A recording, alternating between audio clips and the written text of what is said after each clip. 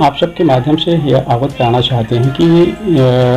आज हॉस्पिटल का औचक निरीक्षण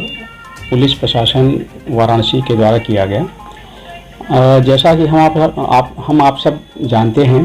कि इस वक्त हमारे शहर वाराणसी में अचानक से पिछले कुछ समय से यात्रियों की संख्या में बहुत तेज़ी से वृद्धि हुई है और जिसके पीछे हमारे शहर वाराणसी की बढ़ती हुई साख है। तो इतने सारे यात्री जो हमारे शहर में आ रहे हैं, मरीजों की भी संख्या की वृद्धि हुई है जो हमारे शहर में आ रहे हैं, उनको मानकों के अनुरूप सारी सुविधाएं मिल रही हैं कि नहीं, इस बात को लेकर के प्रशासन में काफ़ी चिंता का विषय है। क्योंकि यह उनका आना और उनकी यात्रा सुखद हो और उनका स्टे सुखद हो, कोई तरह की कोई दिक्कत ना आवे, इस चीज़ के लिए शासन प्रशासन के स्तर पे बहुत सारे प्रयास हो रहे हैं। इसी क्रम में सुविधाओं को जो संस्थागत हमारे शहर में संस्थान हैं, जैसे हॉस्पिटल हुए, होटल, लॉज, इन सब जहाँ पे लोग रुकते हैं, उन सब जगहों पर यात्रियों को असुविधा हो रही कि नहीं हो रही है, इन सब चीज़ों की देखभाल के लिए शायद एक टीम गठित हुई है और जिसके अंतर्गत सब जगह का अभियान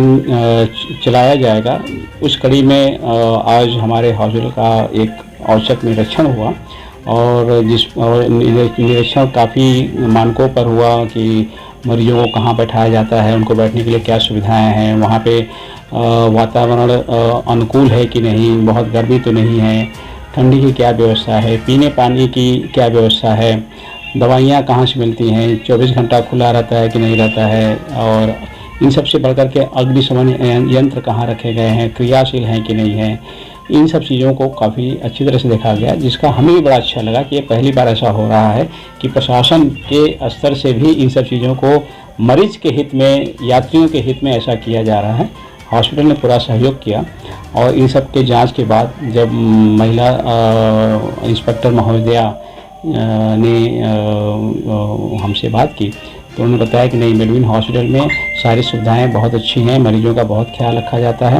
और सबकी अच्छी सेवा की जा रही है। और साथ ही उन्होंने कहा कि गरीब मरीज जो आते हैं उनके लिए आप लोग कुछ विशेष सहयोग करिए,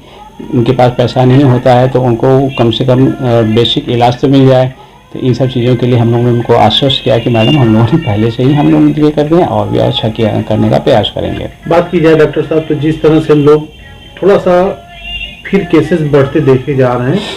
तो इधर एक हफ्ते के बीच में, तो इसको क्या कहेंगे कि आदमी, जहाँ तक आजकल मार्केट में भी देखने को मिल रहा है कि लोग मास्क भूल रहे हैं, अब तो इसको कैसे फिर हमारे चौथे वेव को रोका जाए? सावधानी और सुरक्षा ही हमें सिर्फ चौथी वेव नहीं, 5वीं, 6वीं, 9वीं, 10वीं वेव से भी बचाएगी, आगे बचाती रहेगी। कोरोना कभी ख़त्म नहीं होने वाला है, ऐसा लगता है। जिस तरह से पिछले समय से इनका देखा जा रहा है कि हर दिन कोई ना कोई नया वेरिएंट, कुछ आ जाता है, तो अभी हमारे साथ ही पूरी मानवता के साथ रहने वाला है, ऐसा लगता है। तो इसे हमें बचाव करने की आदत को अब संस्कार में ढाल लेना चाहिए।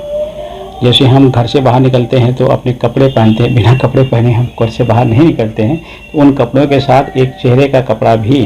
रखना अति आवश्यक है। हम सबों को भीड़ भाड़ में जाए तो ज़रूर करें, घर में रहें या है तो वहाँ पर सावधानीपूर्वक रह रहे हैं तो कोई आवश्यकता शायद न पड़े अभी के परिदृश्य को देखते हुए, लेकिन अगर भीड़ भाड़ में जाए तो अवश्य और अवश्य पहने। उससे हो सकता है कोरोना से आपकी कोरोना वहाँ न हो या आपको उसकी ज़रूरत न लगे, लेकिन और सब बीमारियों से भी काफ़ी हद तक बच जाएंगे। वातावरण पर प्रदूषण है, हो सकता है उसे मरीज को, आपके साथ में जो खड़ा कोई और बीमारी से ग्रसित हो, तो इन सब चीज़ों से भी आपका बचाव हो जाएगा। तो मास्क पहनना हमेशा सबसे असरदार, सबसे कारगर और सबसे सस्ता व सुलभ संसाधन है जिसका प्रयोग करना चाहिए।